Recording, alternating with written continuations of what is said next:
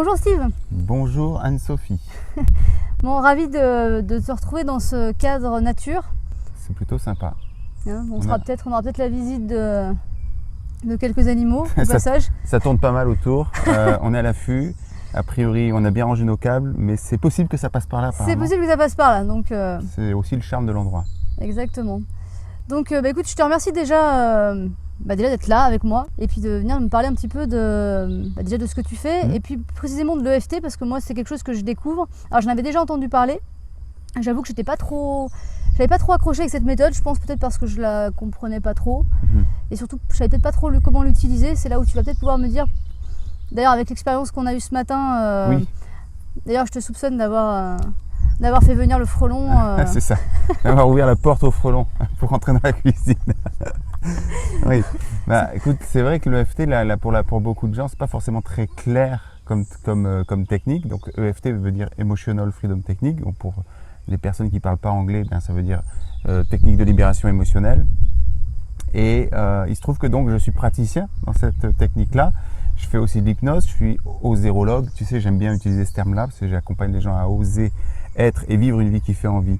Mais l'EFT est l'un des outils que j'utilise très souvent prioritairement, puisque souvent ce qui nous empêche d'oser et qui nous sépare de la confiance en soi aussi, c'est justement nos peurs, nos craintes de ne pas plaire, la peur de ne pas réussir, la peur de l'échec et plein d'autres peurs. Et puis si après on va un peu plus du côté des peurs dont toi que tu as vécu ce matin par exemple, là c'est les phobies, etc. Et avec l'EFT, on va pouvoir faire un travail sur les émotions. Très clairement sur les émotions, parce que c'est vrai que souvent en cabinet, je reçois des personnes qui me disent « j'ai travaillé sur moi ces dernières années » et je sais pas, je prends un exemple, par exemple pour le deuil, tout simplement. Je travaille sur moi, sur ce deuil-là, et puis le fait de réévoquer ce deuil, finalement les émotions reviennent, remontent, et on se rend compte qu'elles ont travaillé certainement d'un point de vue, on va dire, pas tant intellectuel, mais analytique peut-être. Donc elles ont compris comment se fait le processus de deuil, et évidemment il faut du temps, etc. Et donc ça va mieux. Mais donc on réévoque le souvenir, hop, boum, ça remonte, et parfois c'est très inconfortable. Et en EFT, ce qu'on veut, c'est travailler en profondeur, parce qu'on a tous beaucoup lu de livres, beaucoup fait de formations, on comprend les choses de façon rationnelle, mais d'un point de vue émotionnel et de façon à expérimenter ce que l'on vit et ce que l'on doit vivre, parfois c'est plus difficile et l'EFT pour ça c'est vraiment bienvenu. Oui, voilà, c'est vrai que quand tu sais pas vraiment d'où vient, t'as beau avoir des fois faire. Alors la phobie c'est encore autre chose parce que c'est quelque chose tu sais même pas d'où ça vient. Moi j'ai essayé plein de trucs, y compris l'hypnose, etc. Mais j'ai peut-être certainement pas assez persévéré là-dedans, mais c'est vrai que si je reprends mon expérience de ce matin, rien que le fait d'avoir un accompagnement, c'était rassurant. C'est vrai que j'y ai déjà pensé. Le faire tout seul, c'est pas forcément évident. Là, on parle encore de quelque chose qui a rien de rationnel, évidemment. Non, évidemment, mais quelles que soient les peurs qu'on doit affronter, finalement, c'est quand on y est confronté qu'on se rend compte que tout le travail qu'on a fait avant, on se dit, mince, il est passé où en fait quoi. Ça me remonte et je le maîtrise pas du tout. Et c'est vrai que ce que j'ai apprécié moi c'est vrai que c'est tombé comme ça, c'est l'exercice qu'on a fait ce matin. J'ai trouvé rassurant d'avoir finalement une porte de secours, un truc à faire au moment où le truc se produit en fait.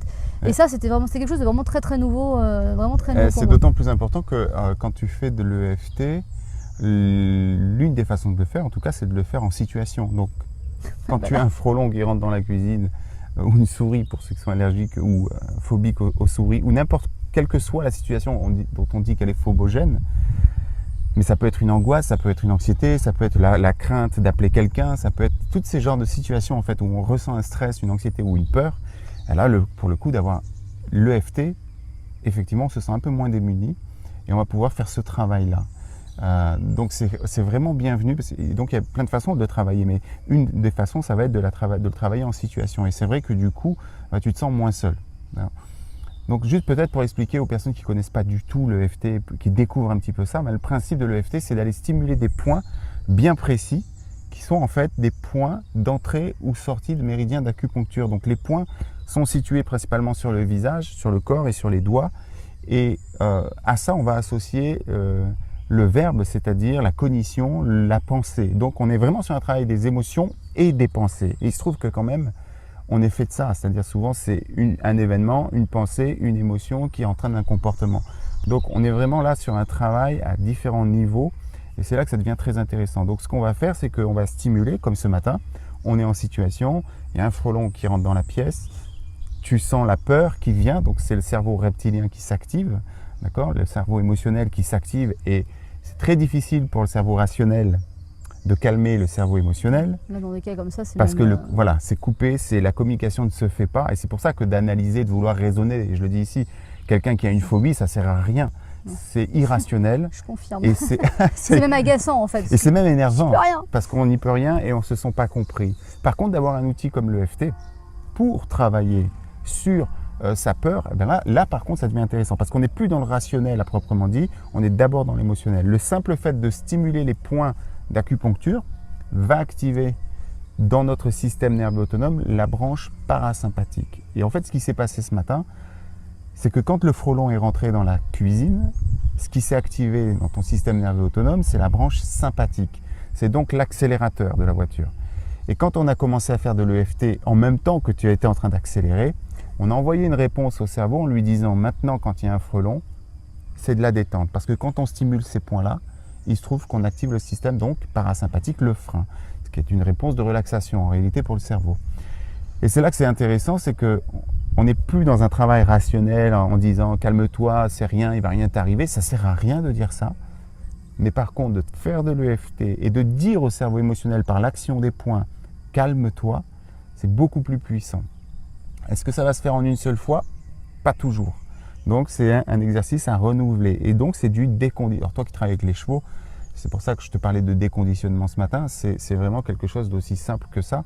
C'est de se déconditionner au fur et à mesure ce cerveau reptilien, ce cerveau archaïque qui s'est activé parce qu'il croit que le frelon, quand il va venir piquer, il y a un danger de mort, etc. etc. Ce qui peut arriver peut-être une fois sur 1000. Donc ça veut dire que là, la peur, elle est irrationnelle. Parce que quand je t'ai vu partir à travers champs, je me suis dit, ok, on va se voir. Et c'est vrai que quand tu m'as dit, non mais viens, maintenant qu'il est là, fais-le sortir. Non, non, viens travailler. Ouais. On profite de la situation. On profite de la situation. Ouais, ça n'a pas été facile, mais en même temps, le fait de le faire, d'être accompagné, parce que c'est vrai que moi j'avais entendu parler de cette technique, j'ai déjà essayé, mais quand on est tout seul, oui. On ne sait pas exactement forcément quoi dire. Et puis y a ce que tu viens de dire aussi, c'est que ça se fait pas forcément. Quand tu as essayé déjà plein de trucs, tu te dis ouais, bon, encore un truc de plus. Oui, pas pourquoi celui-là il marcherait plus qu'un autre. Exactement. Et c'est là que si tu veux, ce qui est intéressant de comprendre, c'est que quand on est seul, là je t'ai amené à travailler ça parce que j'avais ma capacité rationnelle, etc., pour te dire, ok, on fait le travail là-dessus, etc. Mais quand tu es tout seul, face à une situation phobogène, c'est plus dur, parce que ce que j'expliquais encore tout à l'heure, c'est que le cerveau émotionnel, donc si on prenait une image, en fait, le cerveau émotionnel, on pourrait imaginer que ce serait le pouce, le cerveau reptilien. Et le cerveau reptilien, il est recouvert par le cerveau émotionnel, le cerveau limbique, et ça, c'est 95% du fonctionnement. Et le cortex, qui est le dernier cerveau, qui recouvre l'ensemble, on va dire c'est 5% de notre fonctionnement. Donc toi, avec tes 5%, tu vas essayer de contrôler 95%. C'est pour ça que j'aime bien parler de l'éléphant et du cornac, ou du cavalier et du cheval, c'est pareil. Tu as le cheval et le cavalier, mais le cheval, c'est juste une bête instinctive, émotionnelle. Et si tu n'as pas appris à diriger ton cheval, il va t'amener dans tous les sens. Et donc, c'est ce qui s'est passé ce matin. C'est avec ton cerveau émotionnel, il t'a baladé dans tous les sens. Et avec ton cerveau rationnel de, on va dire, 5%, d'accord, de notre fonctionnement, eh ben c'est très compliqué de pouvoir s'arrêter. Donc, c'est vrai que c'est bien, quand on a une forte phobie comme ça, de pouvoir être accompagné pour la travailler. Et quand en plus c'est en situation, c'est idéal. Parce que c'est bien possible que si tu te retrouves dans le cabinet d'un thérapeute pour travailler ça, et qu'il te dit d'imaginer un frelon, de penser à un frelon, tu dises, bon, je ressens pas grand-chose. D'accord? C'est ce qu'on fait en général, hein, d'accord, quand on travaille en cabinet. Mais là, le fait d'être en situation, autant le travailler. Mais ce qu'on explique là pour le frelon, c'est vrai, encore une fois, pour plein d'autres choses. En fait, du coup, les applications, dans le sens plus large, ça peut servir à... Est-ce que tu peux nous donner des exemples, même sur le côté peut-être professionnel, la peur de monter sur scène, par exemple? Oui, exactement. Par exemple, la peur de parler en public. La peur de parler en public, c'est une peur quand même, c'est la peur numéro 1. D'accord, la peur de parler en public, parce que, pour plein de raisons certainement, mais parce que souvent à l'école on a pu être humilié, il y a tout un tas de raisons, la honte, l'humiliation, etc. Et les études à ce sujet ont montré que la peur en public était la peur numéro 1, et elle passe même devant la peur de la mort, donc c'est dire. Bon, par exemple, pour quelqu'un qui doit parler en public, qui doit prendre la parole en réunion, qui doit faire ce genre de choses, ou faire de la scène, de pouvoir travailler en EFT sur ce que ça génère chez lui comme stress et anxiété, ça va être d'un recours juste génial, parce qu'avant d'aller sur scène, déjà, il a l'outil pour apaiser, mais il peut aussi travailler de façon préventive et aller chercher toutes les situations où il a vécu un stress sur scène ou une humiliation dans un groupe de parole ou autre, d'accord, et de travailler tous ces événements. Parce que quelque part, l'idée, c'est comme on disait, c'est qu'on est conditionné. Donc de dire que notre cerveau, ton cerveau d'une façon ou d'une autre, même si tu ne sais pas comment, il a été conditionné à avoir peur des frelons. D'accord ? Et parfois, c'est un truc qui nous échappe complètement. Peut-être qu'il a été conditionné sans que ça n'ait aucun rapport avec le frelon. Mais c'est comme ça que lui, par association d'idées, il s'est conditionné. Donc ce qu'on veut, c'est déconditionner le cerveau. Et quelqu'un qui a peur de parler en public, par exemple, peut-être qu'il a été conditionné parce qu'à l'école, en parlant devant la classe, il a été humilié ou des choses comme ça. Il y a plein de raisons, parfois qui nous échappent. Je me souviens avoir travaillé sur une personne qui avait peur de l'avion, et en fait, il avait peur de l'avion, et on avait fait le lien qu'il avait été opéré il avait subi une opération chirurgicale, et en fait, c'est un instant, c'est un moment de vie où on met sa vie entre les mains de quelqu'un quand même, un chirurgien. Un peu comme dans un avion. Et le fait d'avoir travaillé sur l'événement qu'il avait mal vécu lors de cette opération a permis d'apaiser la peur de l'avion. Donc toi, tu as réussi à remonter à cet événement-là Disons que par questionnement, par identification de sensations et d'émotions, parce que quelque part, je dis à personne, mais quand vous ressentez ça, quand est-ce que vous vous souvenez avoir ressenti ça la première fois ? Et là, parfois, la personne va te dire, ah oui, je me souviens, j'ai vécu ça alors que j'ai vécu une opération à l'hôpital. Ça n'a rien à voir avec l'avion. Sur l'émotion, en fait. A priori. Sur l'émotion, sur la sensation. Et la sensation. Ça peut n'avoir rien à voir avec le truc qui finalement te reste, sur lequel tu vas finalement être bloqué, tu as peur finalement. Des fois, ça n'a rien à voir avec c'est ça en fait, ça n'a rien à voir avec l'événement que tu as vécu finalement. Exactement, parce que le cerveau, il ne fait pas la différence. Enfin, dans le sens, je veux dire, il fonctionne par association d'idées. J'allais dire, il ne fait pas la différence entre ce qui est réel et imaginaire aussi, parce que ça peut très bien être un rêve vécu qui a été très violent, et dans la réalité, tu te retrouves à avoir une phobie que tu n'avais pas avant, tu vois, ou une peur que tu n'avais pas avant, mais parce que ça a été tellement réel dans ton rêve ou dans ton imaginaire que c'est devenu réel dans la réalité. Donc, on ne sait pas toujours, et quand on travaille en EFT, on ne connaît pas toujours l'origine. Donc c'est pour ça que ce qui est intéressant, c'est que de toute façon, on travaille sur les émotions. Oui, c'est ça qui est intéressant, c'est ce que tu dis, c'est que des fois tu ne connais pas l'origine. Moi je sais que je reviens sur ma phobie du frelon, mais c'est vrai que j'ai essayé plein de trucs, mais c'est dès lors qu'on me demande de réfléchir, comme je ne sais absolument pas d'où ça vient, je l'ai toujours eu, enfin j'ai le sentiment d'avoir toujours eu en tout cas. Je me suis dit, bon, à part l'hypnose, je ne connaissais pas l'EFT, mais à part l'hypnose, je ne voyais pas ce qui pouvait aller chercher dans l'inconscient ou dans... Et là, finalement, on se retrouve avec une technique qui enfin, en tout cas, moi, ça m'a fait beaucoup de bien. J'ai encore à le travailler, c'est évident. Ça m'a fait beaucoup de bien ce matin. Mais donc, ce que tu me dis là, moi, j'ai un ami, par exemple, qui s'est retrouvé un jour, à peu près à l'âge de 20 ans, avec une peur panique parfois, en fait, même aller faire 500 mètres pour aller chercher le pain, c'est compliqué, quoi. Ouais. Alors que c'est quelque chose donc tout ce qui est long trajet, alors je te parle même pas de l'avion, du train, ça c'est impossible, mais du jour au lendemain. C'est-à-dire que, et il est incapable de savoir pourquoi, il sait quand s'est produit la première fois où il y a eu cette peur panique, mais il n'arrive pas à faire d'association avec, et il est bloqué avec ça aujourd'hui. Il ne fait pas le lien, mais souvent on pense que c'est arrivé du jour au lendemain, et en réalité c'est certainement quelque chose qui s'est préparé dans le temps. Je te raconte juste une histoire comme ça, mais c'est une histoire pas forcément qui est arrivée, mais qui pourrait illustrer un petit peu le fonctionnement aussi de notre cerveau à ce niveau-là. C'est souvent cet exemple que je prends, c'est que tu peux imaginer que tu as 5 ans, tu es en train de marcher sur le bord de route, tu t'apprêtes à traverser avec tes parents, et au moment où tu vas traverser, il y a une voiture qui arrive très vite, qui klaxonne, qui met un grand coup de frein, elle a failli vous renverser, et hop, tu as fait un saut en arrière avec tes parents, le cerveau reptilien a très bien réagi, survie, hop, saut en arrière, mais un peu choqué quand même, d'accord, plutôt pas mal choqué même. À ce moment-là, ton cerveau, il a capté à peu près 6 à 9 situations, objets, odeurs ou des choses comme ça, mais ton inconscient en a capté des milliers, des millions d'informations, d'accord, ne serait-ce que la température, l'espace, les couleurs environnantes, les personnes, etc. 30 ans après, tu te balades dans un supermarché, tu es en train de faire tes courses et tu te fais une crise d'angoisse. Tu comprends même pas d'où elle vient. Et là, tu te dis, ça m'est arrivé du jour au lendemain. Mais en réalité, c'est juste arrivé parce que tu viens de croiser la personne qui portait le parfum de la personne qui était à côté de toi le jour où tu avais 5 ans. Toi, tu ne le sais pas consciemment. Mais ton inconscient, lui, il a très bien retenu ça. Et ce qu'il sait, c'est que la dernière fois qu'il a ressenti ce parfum, il a failli mourir. Donc, il va activer tout le système de peur, le système sympathique dont j'ai parlé tout à l'heure, et le cœur va battre plus vite, etc., etc. Et là, tu vas te retrouver à faire une crise d'angoisse parce qu'en plus, tu ne vas pas comprendre ce qui t'arrive, donc tu vas te faire encore plus peur, etc., etc. C'est comme ça que finalement, par association d'idées, parfois, on se retrouve avec des peurs qu'on ne comprend pas. Et là, du coup, dans ton exemple, est-ce que la personne, du coup, peut se retrouver à avoir...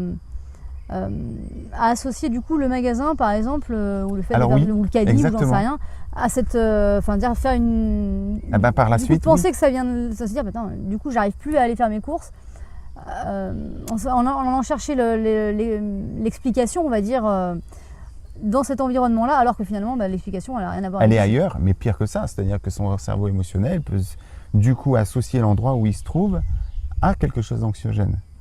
Donc la foule, les grands espaces, au-delà des courses, il y a aussi effectivement tout ce qui est autour en fait. Donc du coup, qu'est-ce qui va se passer? Peut-être que plus tard, cette personne se dira je suis pas bien parce qu'il va aussi se raconter l'histoire. Il m'est arrivé ça dans le magasin, j'ai peur d'y retourner et donc boum, ça y est, ça devient là aussi un objet phobogène. Et puis il va se retrouver plus tard dans un cinéma, tout se passe bien et là va savoir pourquoi un autre parfum, on ne sait pas. Un truc qui s'est passé dans le film, une voiture rouge qui ramène au cerveau que c'était une voiture rouge. Et là, boum, crise d'angoisse dans le cinéma. Et il aura peur d'aller au cinéma. Et on peut faire des phobies sociales comme ça, de l'agoraphobie ou des choses comme ça. Comme ça, par association d'idées et au fur et à mesure. Je schématise, mais grosso modo, ça peut se passer comme ça. De bien comprendre, effectivement. Donc finalement, c'est une technique qui est vraiment idéale pour... toute situation, même celle qu'on n'explique pas en fait. Même celle qu'on n'explique pas parce qu'on va pouvoir travailler en EFT sur ce qu'on vit dans l'instant présent et c'est d'ailleurs toujours ce qu'on va faire. On va toujours travailler dans l'instant présent. Si demain je te reçois en cabinet pour travailler sur la peur des frelons, je vais te parler éventuellement de ce qui s'est passé ce matin, mais l'émotion que je vais travailler, c'est celle que tu vis dans l'instant présent, pas celle que tu as vécue le jour de l'événement. Et ça, c'est important de le savoir. Alors l'EFT, c'est assez facile, mais après, il y a des subtilités, etc. Et juste un mot sur l'hypnose, parce que tu en parlais. L'hypnose, c'est très efficace aussi. Pour y être formé, je ne vais pas dire l'inverse. Mais c'est surtout parce que c'est vrai.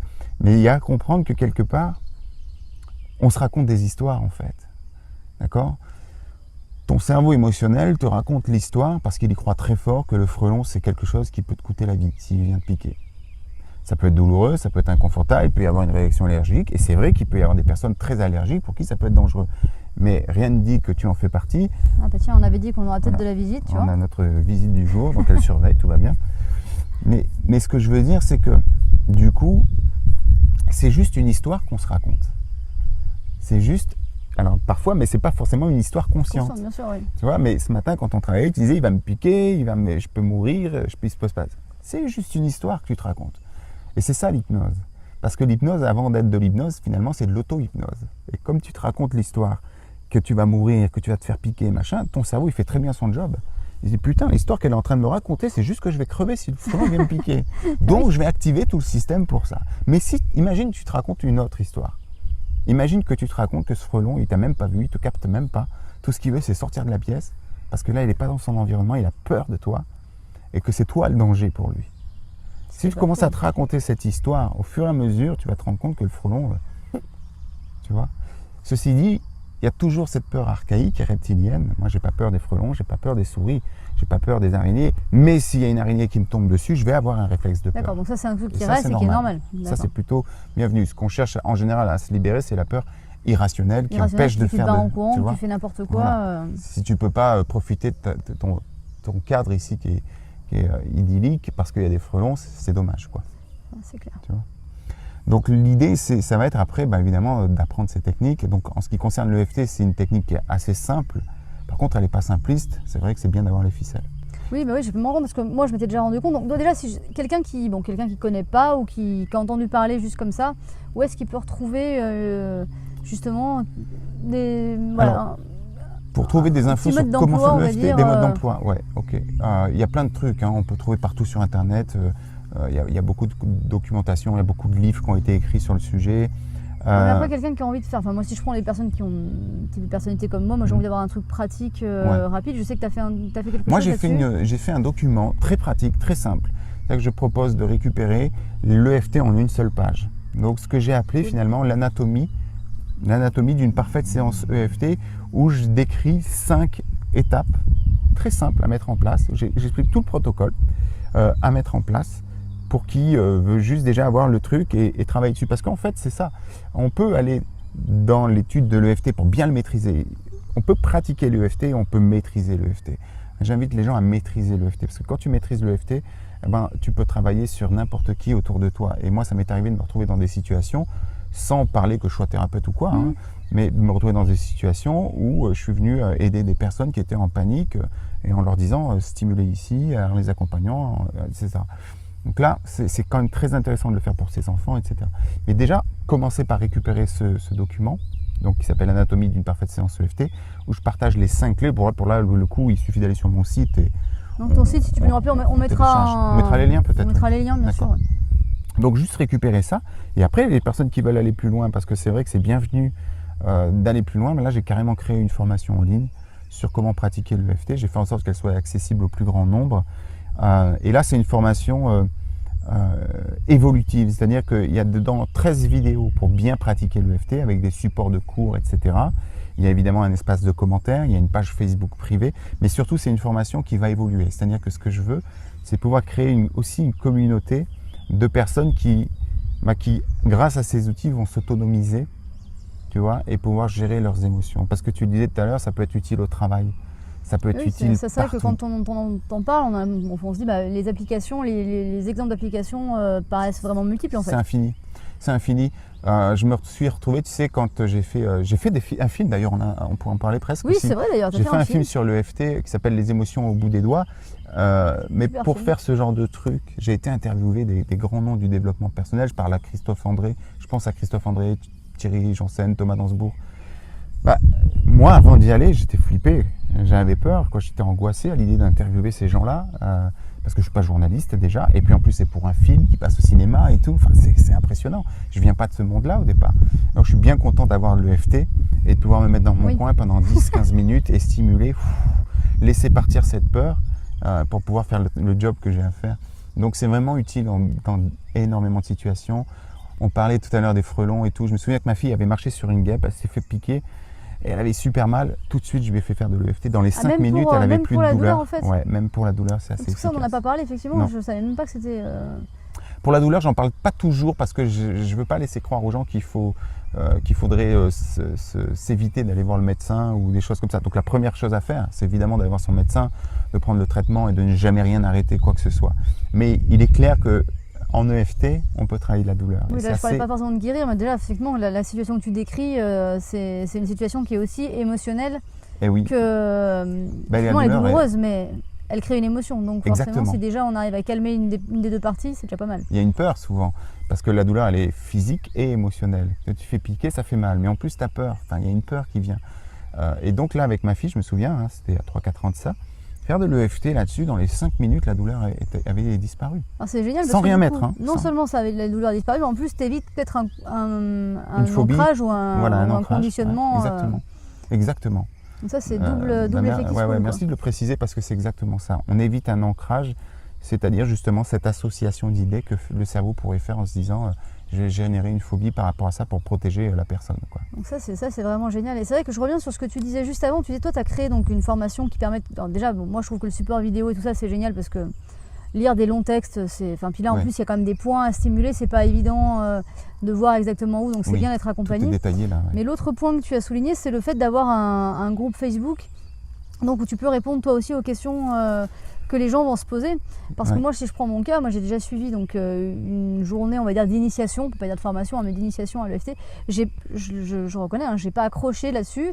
Ça me paraissait long, ça me paraissait ennuyeux. Moi, j'aime bien ce qui est fun. Alors, bon, c'est pas là pour être fun, mais en même temps... C'est assez fun ce qu'on a fait ce matin. Ça a quand même réussi à me faire rigoler ce matin devant un frelon qui tournait en haut, dans mon plafond. Donc, moi, j'avoue que c'était quand même... ça peut être fun. Ça, c'était quand même assez énorme. Donc, c'est bien la preuve qu'il y a vraiment eu un effet. Mais c'est surtout que tu m'as montré que tu m'as pas fait faire tout un protocole tel que j'avais pu le voir. On a stimulé quelques points. Alors je t'ai posé la question, je t'ai dit mais tu me fais pas faire tout le truc. Ça me paraissait pas agréable à faire en fait. Et là tu m'as rendu le truc fun en me disant mais non t'es pas obligé là s'il y a des situations d'urgence. Oui. Et c'est vrai que c'est important, je pense qu'on puisse se poser la question, enfin te poser la question de dire, moi j'ai vécu telle situation ou j'ai telle problématique, ok j'ai compris le protocole, j'ai compris le fonctionnement, effectivement comme tu dis c'est pas compliqué, ça reste même assez simple, mais quand tu dis c'est pas simpliste, effectivement oui, parce qu'il y a quand même des petites subtilités à connaître, et on en a eu l'exemple ce matin. C'est ça, il y a des subtilités à connaître, la formation que j'ai faite elle est là. Si tu veux, la formation elle est intéressante dans le sens où justement quand tu suis cette formation, tu comprends ce que tu fais.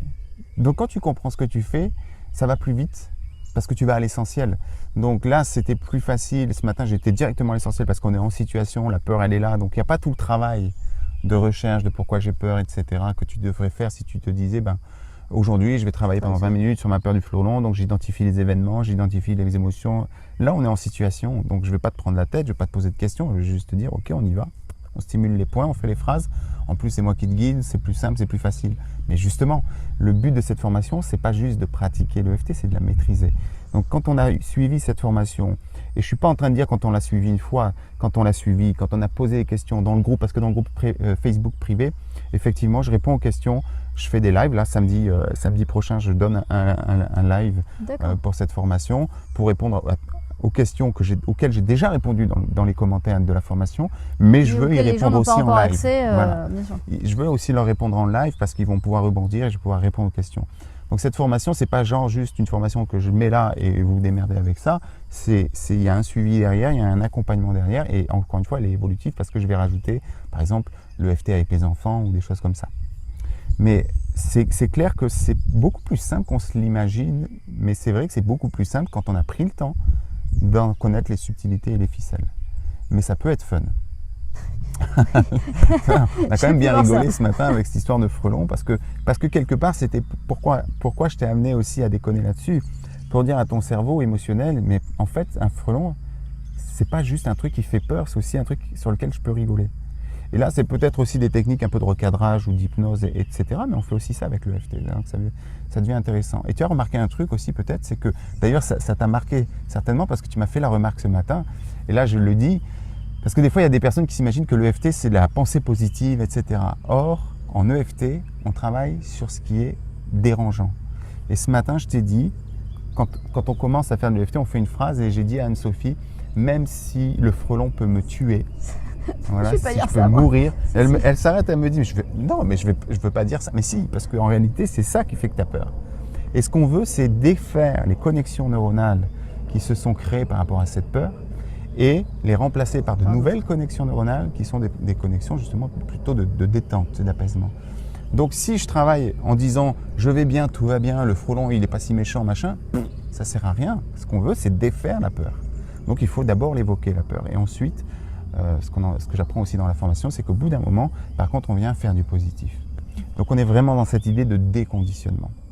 Oui, puis c'est vrai que c'était intéressant parce que c'est vrai que moi, sur la petite journée d'initiation que j'ai eue, effectivement, on avait parlé de ces phrases, etc. Donc, comme on a vu ce matin, mais quand tu es en situation, c'est facile quand tu es à distance et que quand tu n'es pas dans le moment, mais quand tu es dans la situation, tu as l'impression que tu vas renforcer le truc en fait à dire ça, alors que oui, c'est ça. Mais attention, parce qu'il faut le dire en stimulant les points. Oui.